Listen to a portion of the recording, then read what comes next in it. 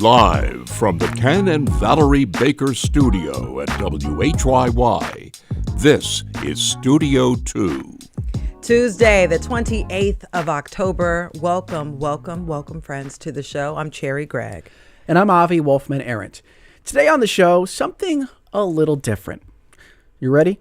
You ready, CG? I'm ready. Okay, we're going to skip the local news chat and get right into the main topic. Next week, 3 justices on the Pennsylvania Supreme Court are up for election, but they're not running against anybody. No, the vote next week is a retention vote. Here in the Commonwealth, every 10 years, the Supreme Court justices, they go before the people, and we get a chance to retain them or reject them. It's a simple yes or no. On the ballot this year are 3 Democratic justices, David Wecht, Christine Donohue, and Kevin Dougherty.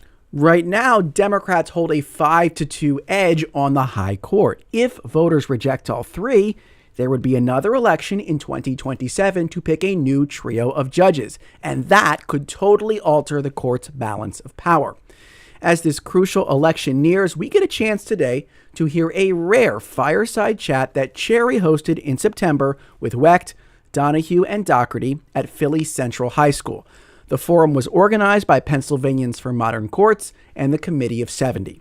The Supreme Court is the final guardian of our Constitution here in Pennsylvania, which means their decisions can overrule lower court opinions and laws passed by our state representatives, like congressional maps they overturned a few years ago.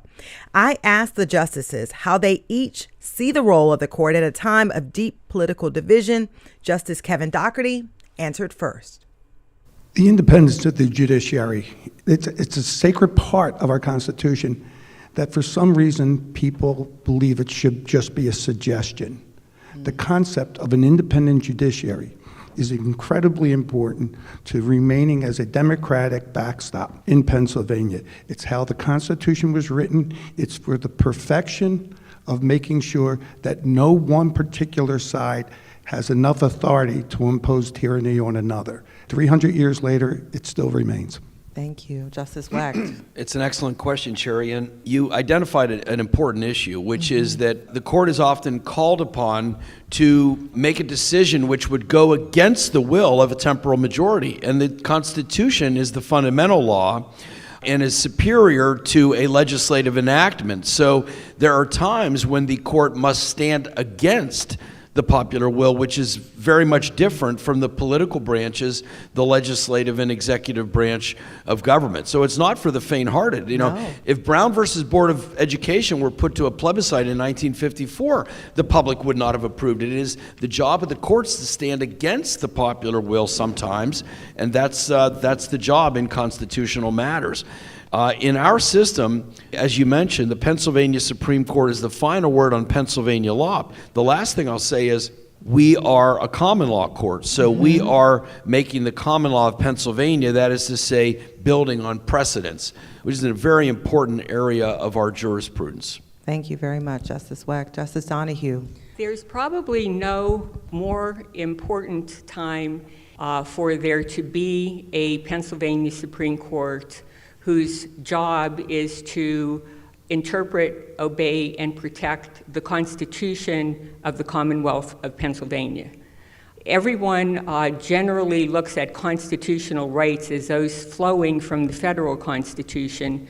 And the fact of the matter is, as Pennsylvanians, your rights, our rights, in many situations just exceed those rights that are offered by the United States Constitution. And it becomes incredibly important when we deal with the Article 1 rights under the Pennsylvania Constitution, because they are our inherent rights. No one is giving you those rights. They're rights that are inherent to you as a person. That's the opposite of what the United States Constitution does. The United States Constitution looks at it from the opposite direction. And so over the course of the time that we've been on the Supreme Court, we have had numerous opportunities to compare and contrast what the Pennsylvania Constitution protects, where the United States Constitution does not. We're often called upon to not only interpret the text of our own Constitution, but to look at all of the precedent that came before to decide what exactly our Constitution means. It is, needless to say, one of the most important things that we do. Thank you very much. I want to talk about impartiality because judges are expected to be impartial.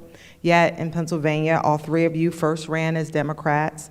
This year, no party affiliation will appear on the ballot. How do you ensure that your rulings are not political? Walk us through the thought process that you kind of go through to make sure that it's not a political decision. Justice Donohue, we'll start with you, then we'll go to Justice Dougherty, then Justice Wecht. Our personal views, our political views, our religious views are left on the wayside. They have absolutely nothing to do with the manner in which we can decide cases and do decide cases. The fact of the matter is that there are, in fact, rules of construction or otherwise that are in place to make certain that we are guided in our decision-making process. We don't work with a blank blackboard. It never works that way. Probably the thing that guides me, and I think all of us who serve on the Supreme Court, is that the issue of partisanship just does not enter into the equation. If you look at David and Kevin and I and our decisions, you mentioned that we were all elected as Democrats. Mm-hmm. We disagree with each other all the time. And that's a function of the interpretive process that we individually go through when we're presented with an issue. And that's true with our colleagues who were elected as Republicans. Partisanship, honestly, has never been part of the function of my jurisprudence. Thank you. Justice Dougherty. The clearest, easiest answer is that we have 10 years of jurisprudence. If you think that we bring our religious, our personal, our political, our ideological thoughts to an opinion or a decision, as I indicated, Exhibit A is 10 years of our judicial opinion. I believe our writings speak for themselves, that we have taken stances that some may consider adverse to those quote-unquote labels. I think, as we all understood, the Constitution required us to run as a partisan. But the moment we were elected, when we put that black robe on, we hung up that partisan title. And we have watched ourselves accordingly. And when you look at the Pennsylvania Supreme Court, you'll never hear us say it's how many Democrats, how many Republicans. We say that we're 7. Thank you. Justice Wecht. Yes, there's no circumstance in which any of us or our 4 colleagues look at a case and say to ourselves or to the group, this is the Democratic result or this is the Republican result. We have to apply the law as we interpret it to exist and apply it. And the result is going to be what the result is going to be. But it's the process that we must ensure is fair and following predictable rules. We have these 3 prongs of our jurisprudence, and in none of them do we embark on like some Democratic mission or some Republican mission. It's just that the people of Pennsylvania decided that the way their judges are going to be selected is in these partisan elections. But once we take the oath of office, that's past history. Yeah, you shed those political affiliations. I have a follow-up for you, Justice Wecht. In 2018, there was controversy over your participation in a redistricting case, with some calling for your disqualification, and some Republicans even tried to impeach you. That effort failed, but to the extent you can speak to it, what did you learn from that experience about yourself, about your role, and about the public perception of the court? What I learned, I think, is that the court hit a nerve because we took away a prized possession of some highly partisan actors in our system who had created a flamboyantly gerrymandered map, was an insult to democracy, and was Exhibit A nationwide for the most obscene U.S. House map of any state in our nation. It's a fundamental principle in our system that if if one seeks to recuse a jurist, one makes a motion in advance of the proceeding. One doesn't wait for the result to see if one likes the result and then complain that maybe that person shouldn't have participated. So I learned that when we make a decision striking down something that was grossly improper, there are going to be people who are behind the impropriety who are going to be very upset. Thank you for that. Justice Dougherty or Justice Donohue, any thoughts about the perception of the court, anything you've learned over the years sitting on the Pennsylvania Supreme Court? No matter how you try to convince people otherwise, they're always going to assume we're political. I jokingly tell people Justice Wecht is our great dissenter. And if you want to know how he feels about an opinion that we disagree on, all you have to do is read his dissent. Yeah. And that's the beauty of our system. So Dissents are the most fun, in my opinion. You really can have a lot of fun with dissents. And they're good because someday in the future, they may be the majority position, because that's how the law develops. We oftentimes look to dissents when we're asked to look at a new view of an issue and say, there was a point there that really deserves a little bit more development. So, I mean, this whole thing is a process. yeah, and let's talk about the process, because the average Pennsylvanian has no idea how the state's high court works. So Justice Dougherty, I want you to take us to school for a couple minutes, and walk us through how a case sort of moves through the court. From the petition, how do you all decide which cases to take, to the decision? Our court is different than any other court in the Commonwealth in which we decide which cases we want. I would say probably, 3,000 requests for us to take the case, and we only accept about maybe 5 to 8% of them. But since there's 7 of us, and I believe last year there were close to 2,100 granted requests, so that means each of us have to review 300 requests, bringing in the trial file, reviewing the document, having a law clerk review it, coming up with a decision whether it's worthy of our review. We have to prepare a memorandum, and we have to pass that around to the other 6 while they do the same. So while we're reading each of those decisions, 2 of us have to decide if we agree with the author requesting granting, and then it will be put on. Many times, a request to deny or a request to grant may be met with a counter request, because, again, just because we don't disagree in our opinions, we also don't disagree in the types of cases we should take. We're doing this while and in conjunction with us preparing for the next session. For example, this week we're sitting for 3 days.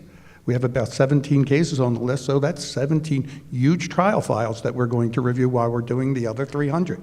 Also, while we're doing that, we are still writing the opinions from cases that we had heard at the last session. In between those moments of freedom, we're making decisions regarding the administrative aspects of our court as to whether someone needs to be appointed to overall, whether an attorney should be disbarred. So each day, every day, it's a product of intellectual jumping jacks. And each chamber permits itself to determine what it finds to be the priority at that particular moment. So unlike any other job, every day's an adventure. I just want to say that hearing you describe your day-to-day, I was like, woo, you all are working. So you're telling us there's a lot of things going on at the same time. A lot of reading. Yeah, a lot of reading, a lot of review. So Justices Wecht and Donohue, tell us about this debate, because you talked about how you all disagree. Tell us about what the deliberations look like, what the debates look like. Do you walk to each other's chambers? Like, what's going on behind the scenes? Well, I think the first place that you can see whether or not there's going to be a debate is during our oral arguments. And PCN is wonderful because they televise all of our oral arguments. And you could tell at that juncture where each of us is coming from on any particular issue. When we ask questions, those questions are very illuminative of what we're thinking about a case. And that way we could tell what our colleagues are thinking about the case also. Immediately after an oral argument, we have an administrative session where we take a preliminary vote on the outcome of a case. Every once in a while, we'll have a discussion of the issues, more so to get us in perspective of what we should look at first in terms of what we're voting on. But the real debate takes place in our writings. Every case is assigned a majority author. And the majority author is chosen by being part of the court that got the majority opinion. So that would require, generally speaking, it would take 4 votes, and then you are one of that 4 and you get the majority. Once you write and circulate, and let me tell you, that could take a considerable amount of time depending on what the case is. But I'm going to use sort of a rule of thumb. Let's say it takes 3 or 4 months to circulate the majority opinion. We have a timeline for when the dissenting opinion has to be filed. And so I, on occasion, will call one of my colleagues who writes a majority opinion and say, Kevin, I can agree except for the portion of the opinion that cites to a case that I have a problem with. Can you accommodate me on that? And sometimes that'll happen. Other times it won't, and then I will have to write a concurring opinion. And so really the debate, to the extent that we actually get to express ourselves and then respond to that expression, really takes place in writing. Deciding what to decide, as Justice Dougherty mentioned, is a really big part of our job. So we turn away the vast majority of appeals brought to us because we're a court of almost exclusively discretionary jurisdiction. Sometimes, having decided to hear a case, it ends up that the case fizzles out because one of the parties has waived a claim, one of the parties has sown a defect in the record somehow that we weren't aware of, or maybe there's been a death or something unexpected of that nature. In addition to what my colleagues have described, another thing that happens is we often change our minds. So that's what I was wondering. Yeah, so have you convinced each other to change minds? So speaking for myself, I mean, I come into an oral argument and I'm really interested in what the lawyers are going to say, and based on what they say and what the give and take from my colleagues is, my whole orientation to a case may change. I may have misapprehended something, and I get corrected, and it takes me in a different direction. And then when we go back and we have our conference, the back and forth often leads me to change. Then, when opinions start circulating, there are often things that take things in a different direction. So votes can change, and really the public sees the tip of the iceberg, but or maybe a better metaphor than an iceberg is a water polo game where you see the ball up here, but you don't see the kicking and gouging going on underneath the surface. So there's a lot that's going on, and a lot of things can change on the road to the final published opinions. And right before we wrap this up, I want you to take like a minute and just tell us, what does the collegiality look like between you all? And, you know, have you learned something from each other? Justice Dougherty. Absolutely. For 10 years, I was the only one from Philadelphia. So I was able to experience Allegheny at its finest. And then when we have Justice Mundy, who's coming from Tioga, I never stepped foot in Wellsboro. But now I've experienced, you know, the top of the state. Personally, it's rewarding. You develop friendships. I believe this is a truly collegial court where all 7 of us enjoy each other's company. And I'd have to share with you that the majority of our conversations are I'm trying to inquire as to David's kids, how they're doing in law school, or we talk about Justice Donohue's dog and what's happening with her princess. We're lawyers that we're lucky. And we're just hoping that we still have 10 years of luck ahead of us. You're listening to Studio 2 here on WHYY. I'm Cherri Gregg. And I'm Avi Wolfman-Arent. The last voice you heard was Justice Kevin Dougherty. He's one of the 3 judges on the Pennsylvania Supreme Court who are running for retention in next week's election, along with Justices David Wecht and Christine Donohue.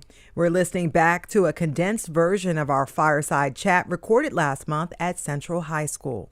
Toward the end of the show, we'll hear a debate from two analysts who will make the case for and against retaining the justices. Now, let's continue with Cherri's conversation with the justices about their experience, court transparency, nonpartisan voting, and friendship. I learned a lot from my colleagues. I learned from Justice Dougherty all of the time about procedures and particular issues in Philadelphia. I learned from Justice Wecht about family division issues that he saw when he was on the Court of Common Pleas in Allegheny County. So yes, I learn almost every day from the interactions with my colleagues, all of whom I like very much. I think it would be fair to say that we all have that feeling about each other. We are a very collegial court along those lines. Yeah. Each of you have initiatives that you've been working on throughout your tenure, and so I want to talk about that a little bit. And I want to start with you, Justice Donohue. You've worked to expand opportunities for young lawyers to gain courtroom experience. Could you tell us a little bit about Project Litigate? Sure, I can. I come from the trial bar. I was a civil trial lawyer for about 28 years, and one of the finest moments in my career was taking a jury verdict. It is a pleasure to have a jury of my clients' peers give a result after a trial. The problem we have is that there are fewer and fewer trials. And there are a lot of reasons for that, but you just take my word for it.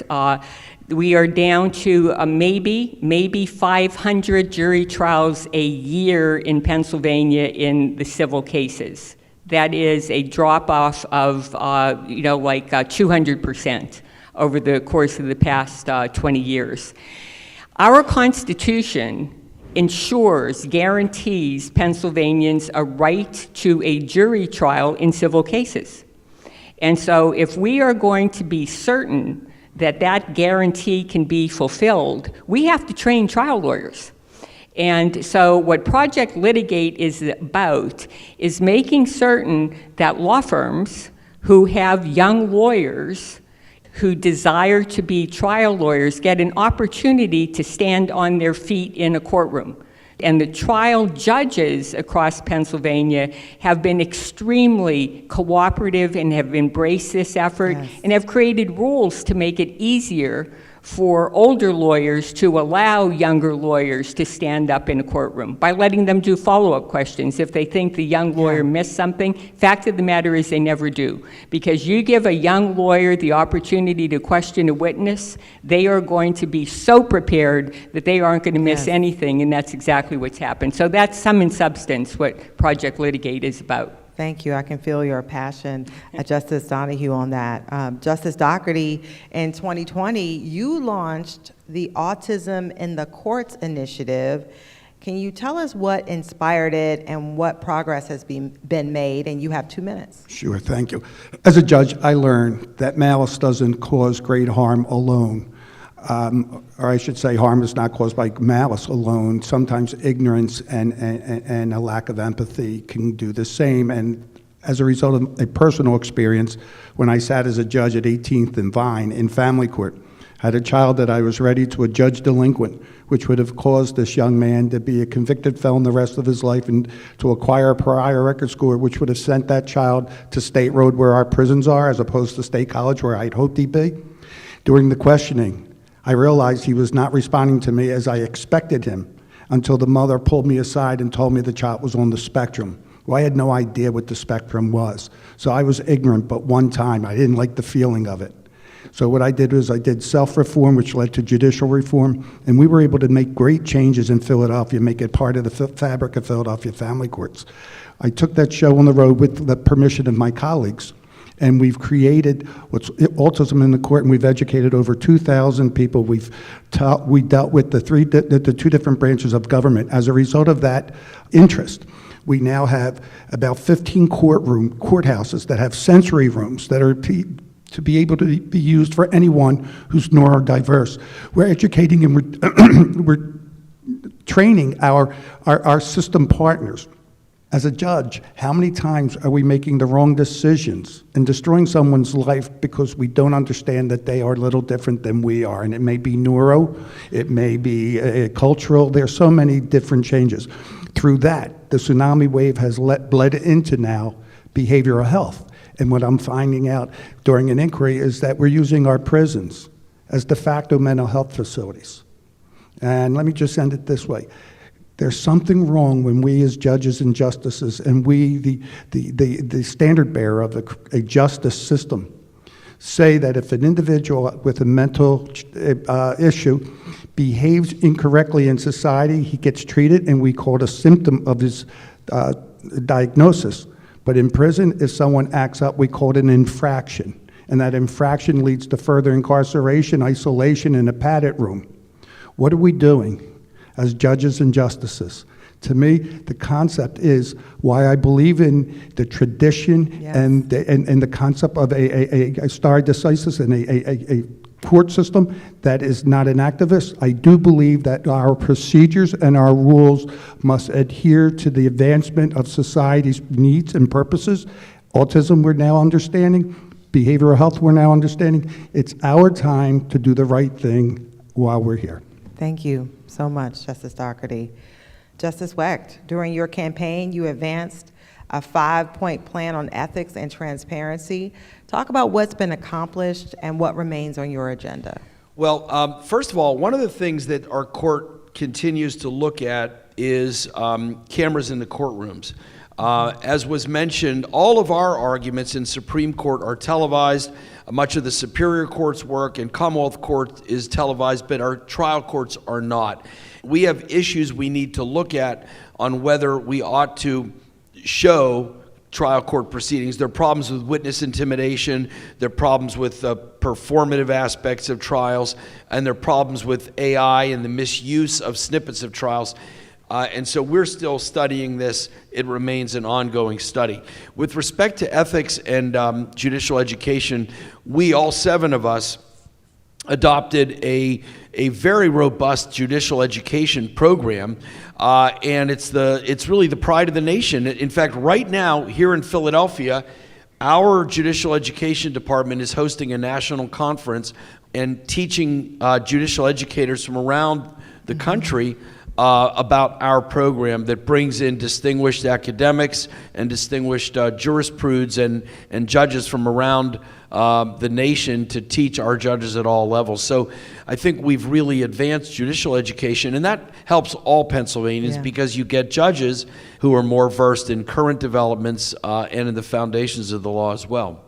You know, a lot of voters sit out off-year elections like this one.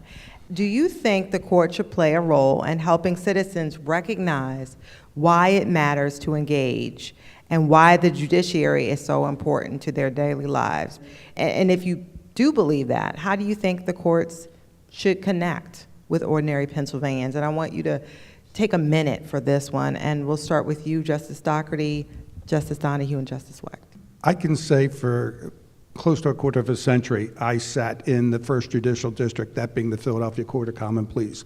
And I think the Philadelphia Court of Common Pleas does a heroic opportunity of reaching out to children in schools and adults and in the community with our civic education. And I'm sure, since I've been on this court, I've seen it expanding to the different counties. I do believe it's a function incumbent upon our administrative judges and our president judges of our local Court of Common Pleas to reach out to the community for which they represent. We actually have a historical society as part of our court programs, and Justice Mundy, our colleague from Tioga County, she is spearheading that effort, which includes educational activities. Now, the place to start with education about the court system is in grade schools and high schools, because we have no civic education that has any way of getting people to understand how our courts work. We have no civic education about what the Pennsylvania Constitution is. We have no civic education that would lead anyone to believe that the judicial branch is equal to the legislative branch and the executive branch. And so our historical society, through its education effort, is really making an attempt at, I believe, the right level where we can reach, which is grade schools and high schools. Yeah. Justice Wecht. Yes, the Historical Society actually includes a museum in the Judicial Center in Harrisburg, and there are kids who go there on field trips to learn about the courts, number one. Number two, our court system, we have a very strong public relations department which connects on social media with people about the courts and which puts out press releases that teach, and including videos, by the way, that teach people about the court system. And the final thing I want to say is that judges at all levels are encouraged to go out to speak about the court system and to educate the public, including kids and also adults, even when it's not an election year. I often receive an invitation and go to a high school or a college. So that's a thing that judges at all levels are becoming more sensitive to, particularly given the lack of civics education in our schools today. Thank you. And as we wrap up, I want to look forward, because this is a retention election, and I want you to talk about your goals for a second term if retained. This will be sort of like your closing statement. So I want each of you to take 90 seconds, tell us what your goals are and what you're looking forward to if retained for that second term. I'm going to start with the proposition that the way our Constitution is set up, retention elections are nonpartisan. It's a yes-no vote. So you don't have a fist fight every 10 years. What you have at the end of the 10th year is a yes-no vote. How do we do our jobs? Now, what I'd like to do with the remainder of my term is to ensure that the efforts that we have made interpreting and applying the Pennsylvania Constitution continue.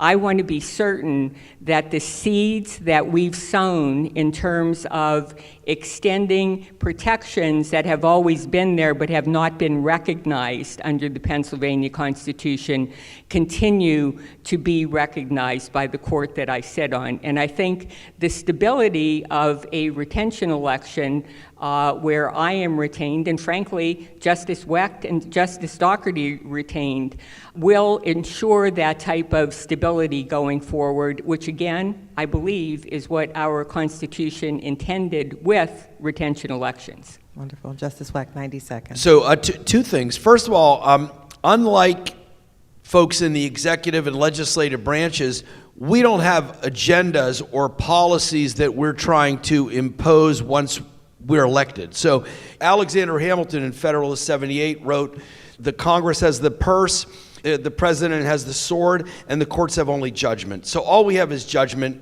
There's another important thing, though. Under Article 5 of Pennsylvania's Constitution, we have the administrative responsibility over the entire judicial system and also supervisory responsibility on aspects of the legal profession, licensing, discipline, and what have you. It would be my hope that our court can continue to advance the most modern, most transparent, and most fair procedures for rulemaking and for best practices for our Pennsylvania judiciary, including taking the temperature of what's going on around the country to find out if there's something that we can do better to help our courts do their job the best they can. Final word, Justice Dougherty. I truly believe in the independence of the judiciary. For those who go into the capitals, whether you're going to the governor's office or the mayor's office, they're serving one clientele or the other based upon your partisan beliefs. When you go into the General Assembly, they're serving the needs of the majority, whether it's one partisan party or the other. But those who seek remedy in the courts come in from all types of races, gender, creeds, nationality. We service everyone. There is no political position. Candidly, it's almost embarrassing that we as sitting justices are resorted to come here and play politic. But our system has it so that the retention vote is for Pennsylvanians and Pennsylvanians only to judge our judges based upon our oath to the Constitution to uphold it and to apply the law equally and fairly. I believe the three of us have done that. However, this is an election, and I am home with my friends, and all politics is local, as Tip O'Neill said. So, unfortunately, it would be remiss of me if I didn't ask each and every one of you to consider this. Justice David Wecht, Justice Christine Donohue, Justice Kevin Dougherty. We're on the ballot on November 4th. Would you please consider pressing yes for us so that we can serve you for another 10 years? Thank you. Thank you. Thank you. That was Pennsylvania Supreme Court Justice Kevin Dougherty. He is up for retention next Tuesday alongside his colleagues, Justices David Wecht and Christine Donohue. Each of those three judges of our state's highest court joined me for a fireside chat at Central High School last month. Thank you to Pennsylvanians for Modern Courts and the Committee of 70 for organizing that forum. The full conversation was broadcast by PCN and posted to their YouTube channel. Coming up, we're going to break down the politics of this race with a pair of pundits. What should Pennsylvanians do on November 4th? Yay or nay? We're going to talk about it coming up on Studio 2. Don't go anywhere.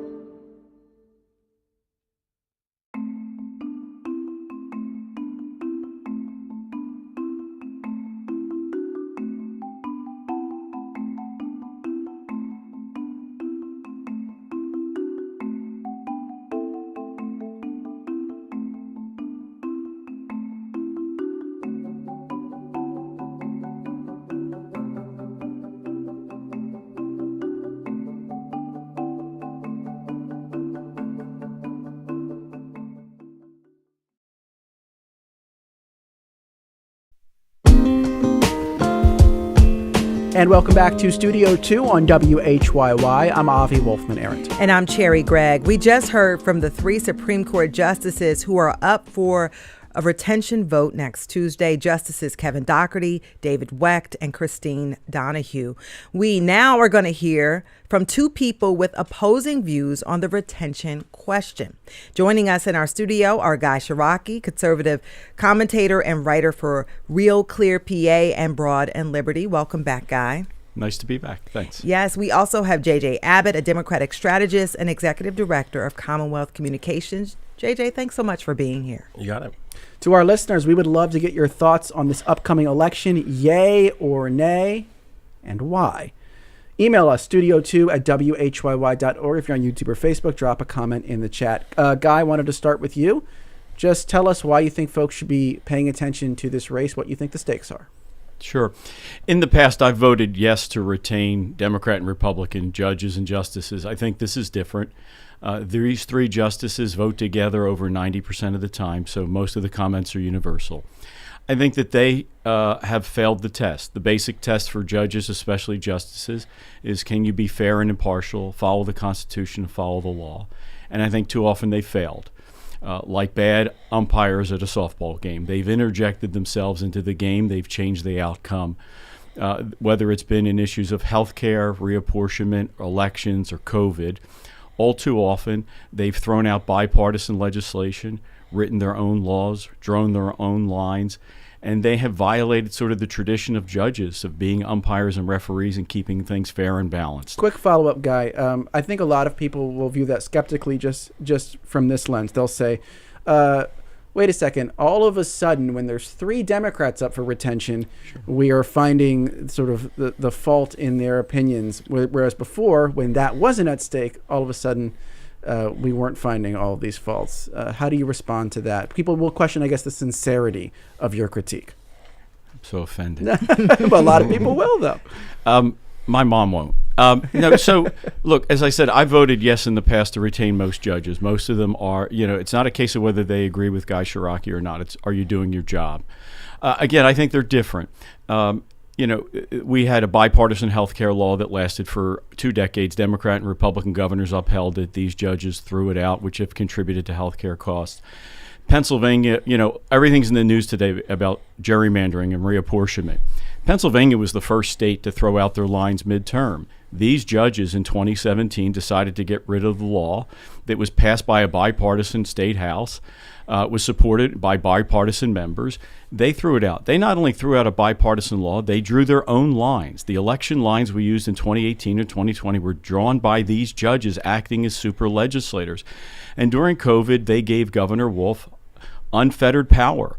I mean, we're seeing a lot of protests today about kings, but the reality was for 2020 and 2021, Tom Wolf was essentially king of Pennsylvania, able to rule over our lives, and these folks didn't step in. So, look, take away COVID, take away upending bipartisan health care laws, and having them not draw lines like legislators, they would just be garden variety judges. They violated the standard. It's only fair.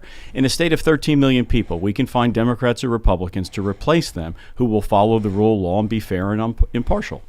All right, JJ, want to get your response to all of that. We want to get into some of those issues specifically later. We will follow up. But the big question of what you think is at stake and why you think folks should vote to retain these judges. Well, I think we're hearing in a lot of the communications from the no side are, both either misleading or kind of strenuous arguments, and they're all focused on these sort of niche issues of the past. But I think Pennsylvanians, when they go to vote in this election, need to think about the future. And what we're existing in the reality right now of what's happening in Washington. We have a Supreme Court in Washington that is tearing down institutions, from our rights to our freedoms to protections that have been in place to keep people safe and to protect our environment, to protect workers, to protect healthcare access. And that makes our state Supreme Court the last line of defense that we have for a lot of these issues that are really vital to people. And I think these judges have been fair and impartial. I actually think one of the examples that Guy brings up is a really good example of how that is true. There were politicians in both parties who entered into a frankly fairly insidious deal to give Republicans significant advantages in the congressional maps in exchange for protecting Democratic incumbents at the time. And that was one of the most gerrymandered maps in the country. There was universal consensus among gerrymandering experts, from independent experts, that this map was obscene in a lot of ways. I mean, people in Pennsylvania remember Goofy kicking Donald Duck. I mean, I lived in this little piece of a map district that was connecting 2 pieces together so they could avoid another place and protect an incumbent Republican. And so these judges actually stood up to people in both parties, and they told these politicians that the law protected people's rights to fair and free elections. And that's why they threw that map out.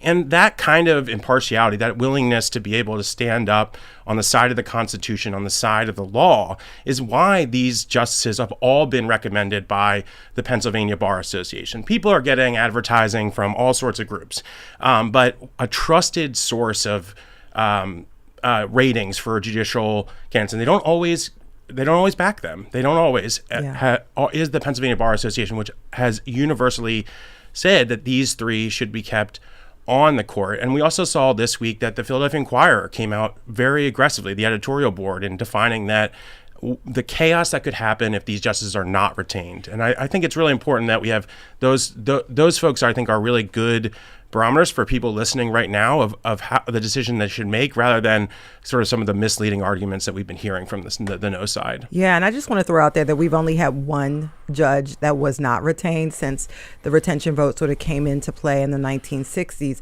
But I want to just point this out and ask you a follow-up, JJ, and then get your thoughts on this guy. I mean, a decade ago, Pennsylvania's high court was rocked by scandals. People may have forgotten that. We had a porn email controversy. We had campaign corruption. We had justices having to resign. One was put on house arrest, okay? These justices have not had any hint of that. They provided some stability. And so I want to ask you, JJ, how much should the stability of the court be taken into consideration when you're determining this? Because if they are not retained, we got 2 years of possibly 4 justices, 2 Democrats, 2 Republicans, and we could be casting the chaos at a very critical time. Your thoughts? Absolutely. I think there's a huge risk on 2 fronts for if these justices are not retained. The first is this interim period where we could have really important cases, whether it's the 2026 election or there's a major case around reproductive rights that's moving its way through the state's court system right now that could determine whether women have equal access to reproductive care under the Pennsylvania Constitution. And those cases, along with a lot of others, could be either shifted in another direction, or they could just have no decision because there is a deadlock court that can't make a decision. But I think, honestly, to your point about the scandal, we had a Republican court for a long time, and there were Democrats and Republicans on that court that got into trouble, no doubt about it. But one thing that I think is really key there is that that era of the court really did not hold the legislature accountable to the law. They allowed them to draw these maps in a way that really violated the law and people's rights. And so when you hear from the no side, this idea that these justices have put their foot on the scale, is like they put their foot on the scale for fairness. They put their foot on the scale in terms of protecting people's rights over, special interests and powerful interests. And I think that's a really big shift that we should continue. We should make sure it continues. I just want to backtrack a little bit because Margaret from Marion, PA, just was asking what happens if the 3 justices are not retained. I just want to lay out that scenario for folks if you're not aware. So what would happen is they would not be retained. They would not be in the court. There would be an interim period between then and 2027. In that interim period, the governor could nominate replacements. However, he would need a 2/3 majority from the state Senate. Mm-hmm. If you know how these things are laid out in Pennsylvania, finding common ground there is very unlikely. You're talking about finding 3 unicorns here. So there is a, let's say, likely scenario where these seats would not be filled until 2027. So you're shaking your head, Guy. Do you disagree with that assessment, or do you let's just talk generally about stability? Because I would imagine you are somewhat concerned about that, but that your arguments against these justices just overweigh those concerns. Or walk us through your thinking on that. Both. One is the idea that these folks have to stay 10 more years. Right. Well, otherwise we'll have chaos. I don't subscribe to that. If you're doing a bad job, sometimes it's good to have a change. And secondly, I know it may be hard, but there was a time where Democrats and Republicans worked together. We've had judges on the appellate courts. We've had justices pass away. We've had them reach retirement age. And Democratic governors have nominated replacements, and Republican governors have nominated replacements. One of the reasons our Constitution requires a 2/3 approval is that it's almost never the case that either party has 2/3 control of the Senate. Right. It's to force compromise. Mm-hmm. So I think it's possible. I have every faith that we can do it. It is possible. And again, I'm not looking for 3 Republicans. We'll settle that part at the election in the fall of 2027.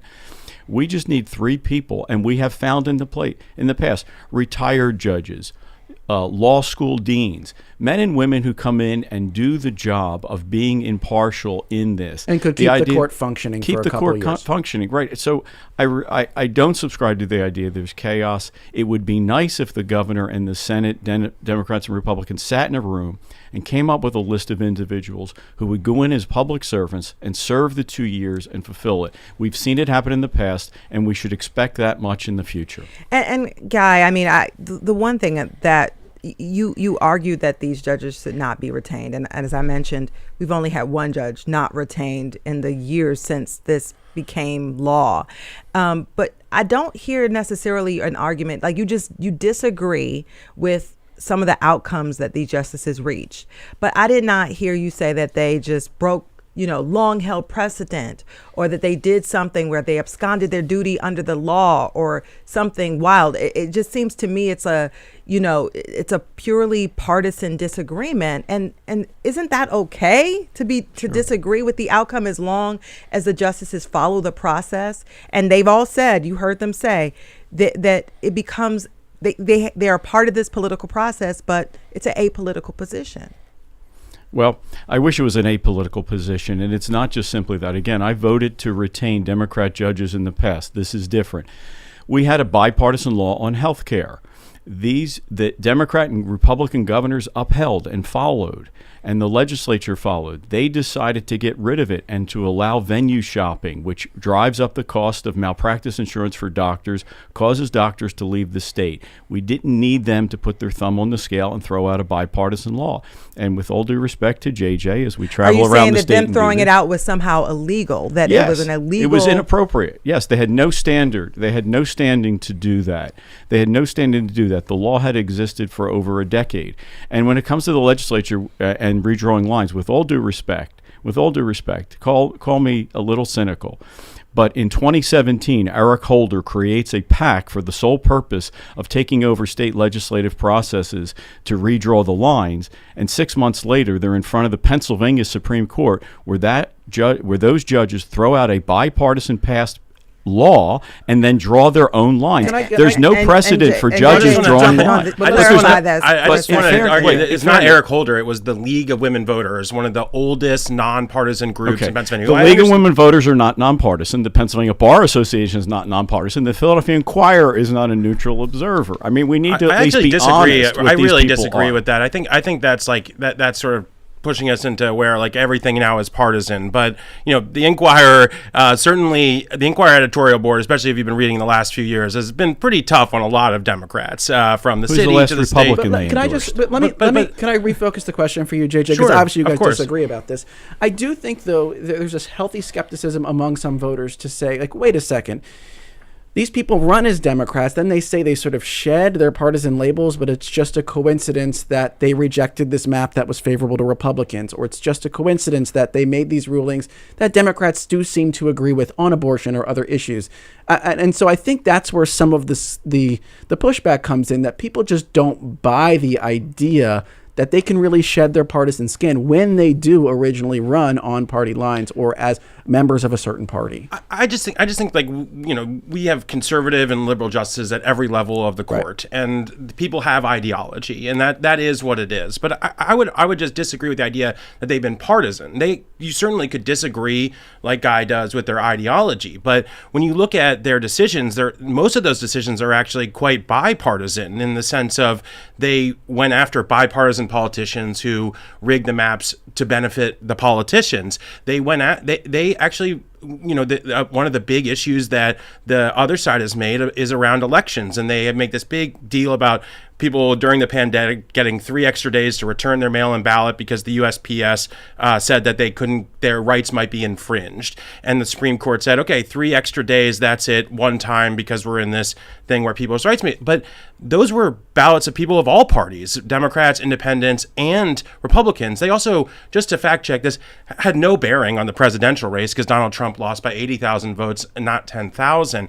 And so I just think like the arguments that are being made are partisan against them, but these folks have actually made decisions that some Democrats don't like. They like the Democrats who there are Democrats that were affected by these new maps in a way where they lost places that they wanted to represent. So I think, we went from having a map that was like 13-5 Republican to Democrat in a state that's 50-50 to a map that's 9-9 and then now is 10-8, and so that's incredibly fair. That's making it in line with the state's partisanship. We do have to leave it there. Obviously, the voters will have the final say next week. Want to thank both of our guests, Guy Ciarrocchi from RealClear, Pennsylvania, and Broad and Liberty. Always a pleasure to have you, Guy. Thank you. And JJ Abbott, Democratic Strategist, Executive Director of the Commonwealth Communications. JJ, Thanks for being here as well. Thanks so much. And thank you to everybody who wrote in and commented. I'm glad you're going to be voting next week. Thank you. Yes. Thank you so much to our producers, Debbie Builder and Andreas Copes. We had special help today from Paige Murray Bessler. Thank you so much, Paige. Thanks to Mike Schiffler, our visual producer, Al Banks and Tina Calicay engineered today's show. Editing, our executive producer, Kevin McCory from Studio 2. I'm Cherri Gregg.